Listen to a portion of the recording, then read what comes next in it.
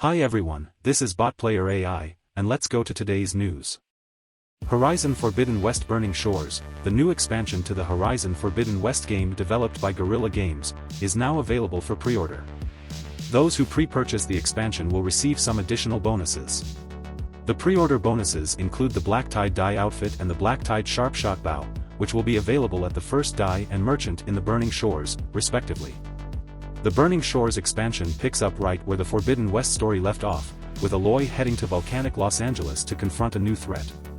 To access the new story, players must complete the main quest Singularity in the base game. Once completed, Aloy will receive a call on her focus, signaling the start of the new story, which features new characters, machines, and adventures. Horizon Forbidden West Burning Shores will launch exclusively on PlayStation 5 on April 19, 2023. Arcane Studios, the developer of the upcoming game Redfall, is actively working on removing the requirement for players to be always online when playing in single-player mode. This decision comes after the discovery of the always online restriction last month caused concern among players.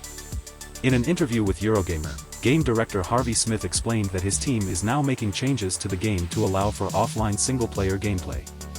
He also provided more insight into why Redfall was initially designed to be always online.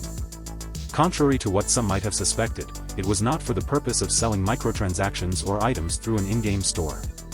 Instead, Smith stated that being always online allowed Arcane Studios to gather data on how players were interacting with the game and identify any issues they were encountering. Smith emphasized that this decision was made with accessibility and player experience in mind.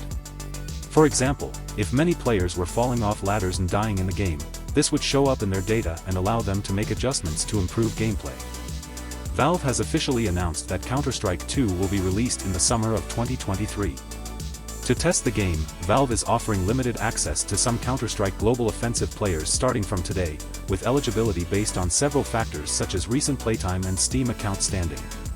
Those selected will receive an invite via CSGO's main menu, and more information can be found in the CS2 limited testing FAQ. CS2 will be a free upgrade to CSGO, and all of the players' items in CSGO will be transferred over to the new game. This implies that CS2 will replace CSGO. Valve has also released 3 videos showing what players can expect from the massive and transformative update of Counter-Strike made using the Source 2 engine. The videos focus on upgraded maps, graphics, and new features such as dynamic volumetric smoke grenades. Furthermore, community map makers will have access to Source 2, and there will be a Source 2 item workshop available for players to test during the limited testing period. Counter-Strike 2 has been a long-rumored game, and Valve's official announcement confirms the game's beta release in March or early April. Ninja Theory and Epic Games have offered a fresh look at Senua's Saga Hellblade 2's facial animation tech. During Epic's State of Unreal presentation at GDC, the companies showed off more of Unreal Engine's Metahuman tool, which is being used to bring Hellblade protagonist Senua to life in the upcoming sequel. Epic's Chief Technology Officer Kim Liberum claimed that this cloud-hosted tool allows you to create photorealistic digital humans for your game or experience with the simplicity of an RPG character creator, yet with a level of realism and customization that you've never seen before. Melina Jurgens, performance capture artist at Ninja Theory, then took to the stage to help demonstrate how the technology enables users to quickly create high-fidelity digital humans. She introduced one of her favorite lines from Ninja Theory's upcoming game Senua's Saga Hellblade 2, saying she really hopes we enjoy it. Ninja Theory co-founder Tamim Antonietta said in a behind-the-scenes video released in June 2021 that Hellblade was very special for them and they didn't want to do a straight sequel. They wanted to do something extra special, and so they're making their lives as difficult as possible in that pursuit.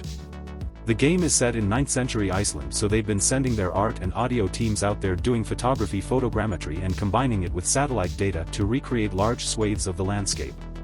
On the character front, they're building real costumes, scanning them in, and collaborating with Epic Games to bring us next-generation digital characters. That's all the news for today, Thursday, March 23, 2023. If you enjoyed this video, don't forget to like and subscribe to this channel. The links to all the subjects discussed in this video are available in the description below. Thank you so much for watching, and I'll see you next time.